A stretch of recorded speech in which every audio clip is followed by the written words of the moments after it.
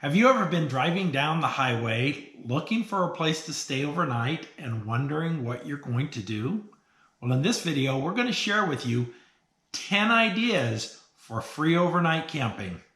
And maybe a few more if you wait till the very end.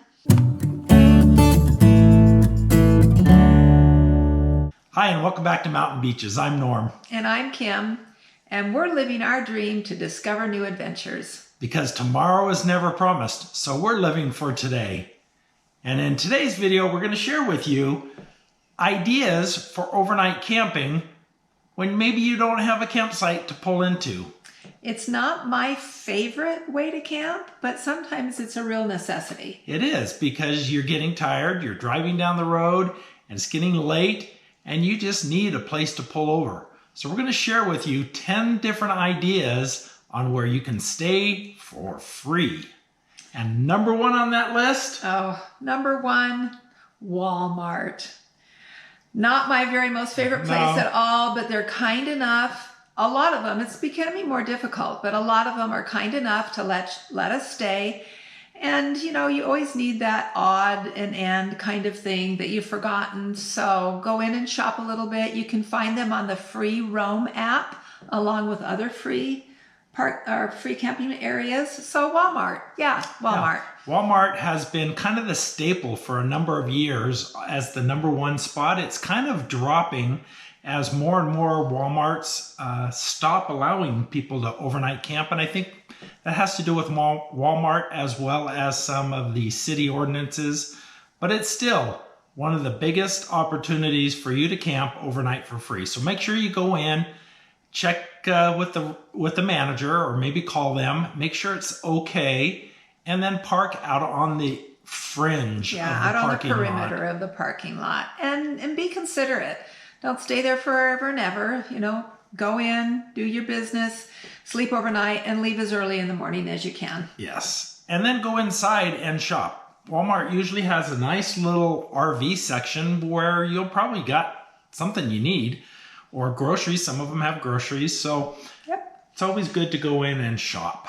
You can always find bananas in Walmart. Yeah, bananas.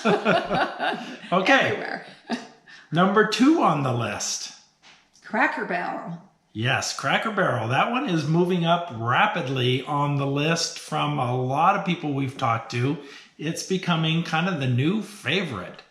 The parking lot's not as big, but they seem to be more accommodating. While Walmart is telling people no more and more and more, Cracker Barrel is telling people yes more and more and more. Yes, they are. And they even sometimes have marked areas in their parking lot for trailers to stay overnight. And they have a pretty yummy breakfast, if that's your kind of thing, and some fun little shopping to do. So the kind thing to do whenever you're staying in one of these free places is to buy something while you're there. Yeah, go in and be a customer of theirs and let them know that you're grateful for the opportunity to stay overnight. Yep, because it really is a service for us. Okay, so what's number 3, hun? Number 3 on our list is Cabelas and Bass Pro Shops. They have large parking lots, not quite as large as a Walmart, but much bigger than the Cracker Barrel. And they are welcoming campers and overnighters right and left. They are. And if you've ever been in a Cabelas, they are fun. They are fun to go and shop in. They usually have some good ice cream in there. A lot of times they have, if you have kids with you, they have large fish tanks and fun things to go look at. So yeah, Cabelas, that's one that I really don't mind. Yeah, it's almost like a destination in and of itself. There's so much to see inside those Cabelas and Bass Pro Shops. And although we haven't experienced it ourselves, I've heard some of those Cabelas have dump stations and water fill stations. Yeah, water fill stations. So hey, how good is that? give it a try and let us know if you've been to a Cabelas that has those kind of amenities. We'd like to know. Yeah, exactly. Okay, we're up to number 4 on the list. What's next? Whisper in my ear. Oh, casinos. We have stayed at casinos. Yep. And it's worked pretty well. We park on the perimeter. We go in and ask and make sure it's okay. A lot of times a casino will have what are those kind of dinners that are not my favorite? A buffet. A buffet. But, you know, a decent buffet. And so take a rest from cooking, go in and have their buffet, and they're nice. Yeah. And some of the casinos, they actually have an RV park associated with it. So you can go maybe stay there, but that's a paid RV park. But if they'll allow you, you can stay in the parking lot for free. So another idea, overnight camping for free at a casino. And there's lots more casinos than maybe you would think. Well, there's all the Indian reservations who are allowed to have casinos. And here in the West, we're over more close to the West Coast. There's quite a few of those. I don't know how many reservations are on the East Coast. Yeah, they're pretty much across the country. You just need to know where they're at and search for them. But casinos are and can be a good option for a free night stay. Yep. Okay, now we are up next on the list is number 5. And those are just regular old rest stops along the highway. Rest not being the most operative word. Right. Those are not necessarily the place you're going to get the best rest, because they're noisy, and there's a lot of trucks coming in and out, and a lot of vehicles coming in and out. Bring your earplugs. Definitely bring your earplugs, which isn't a bad idea to have in your rig anyway. Right. Full time in your rig, a couple of sets of earplugs, because you never know who you're going to be parked next Any to. of these free overnight spots, any of them, Walmart, Cabelas, Cracker Barrel, they're going to be noisy. Yeah, you're going to have traffic. Right. So the rest stops, I've even heard that some of the rest stops are limiting so that you can't stay overnight. There's a 2-hour maximum, which kind of seems like it's defeating the purpose. They have a rest stop for you to stop and rest, but then they don't want you to rest too much. I think they've had some problems with some illegal activities taking place there, but then again, I'm not really sure anybody is monitoring those. But, you know, you just need to look for signs, see what that particular rest stop might allow. There's a lot of rest stops. Say that 10 times fast. No.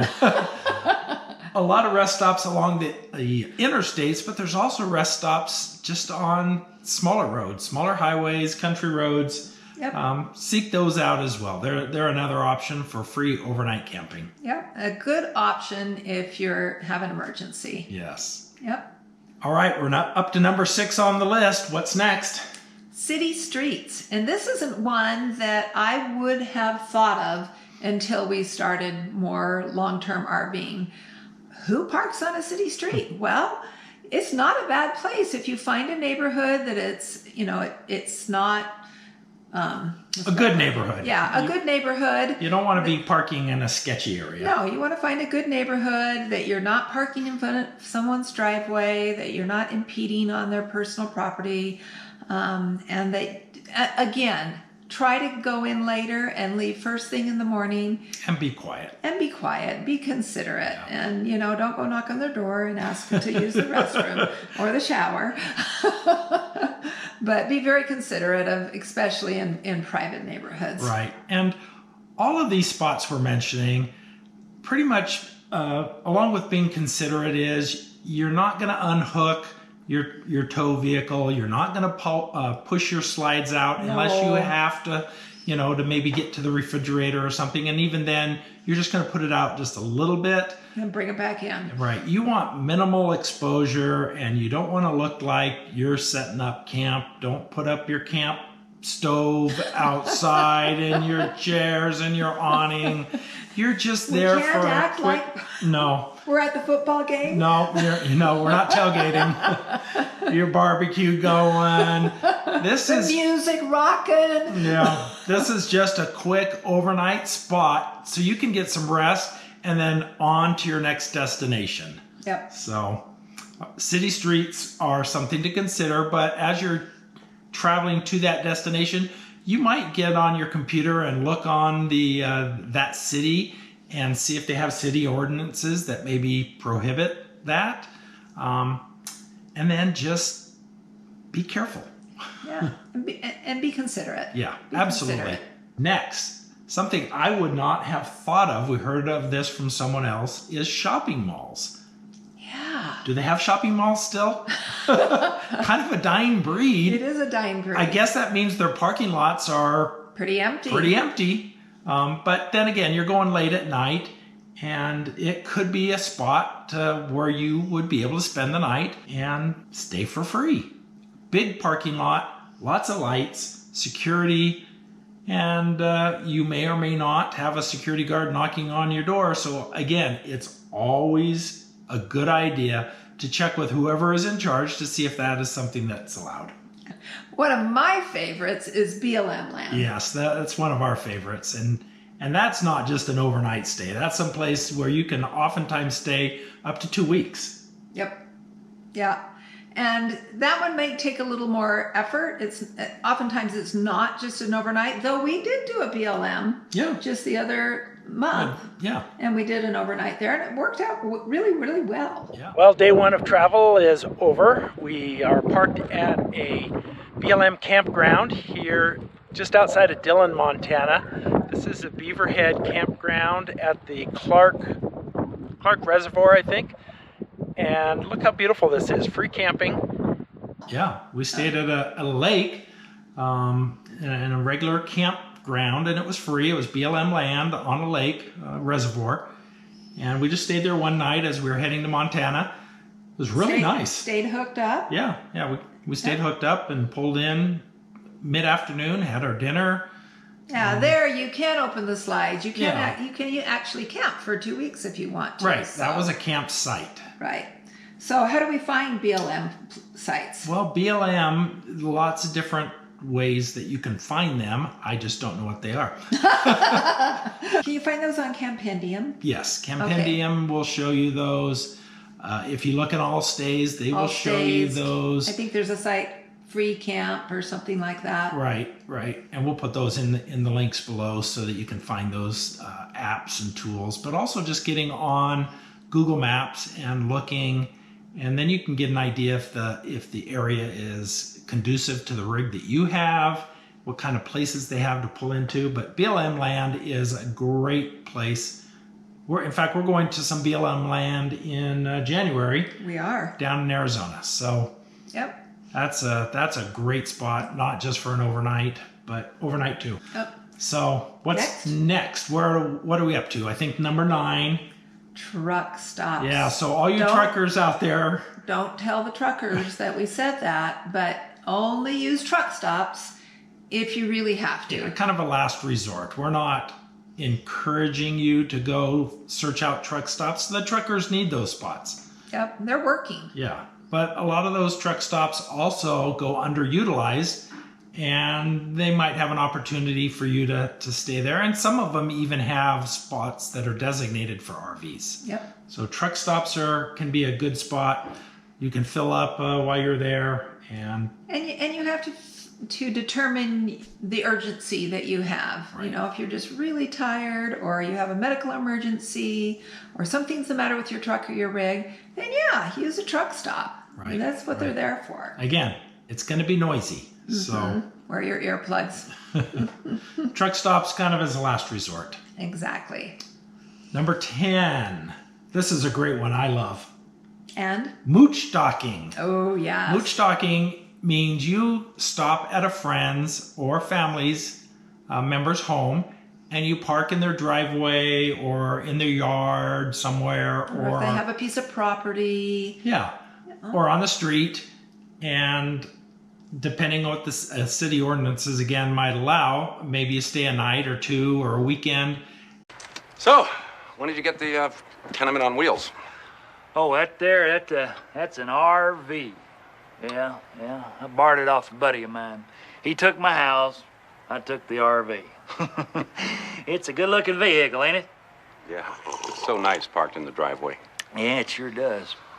But don't you go falling in love with it now, because we're taking it with us when we leave here next month.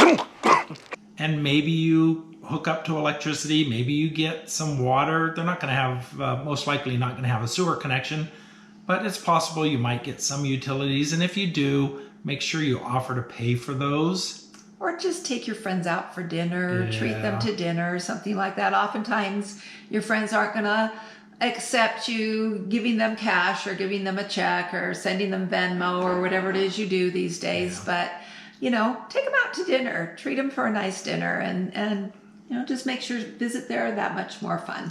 Lots of times they're just going to be happy to see you. So they're going to be excited to have you staying there for a night or two.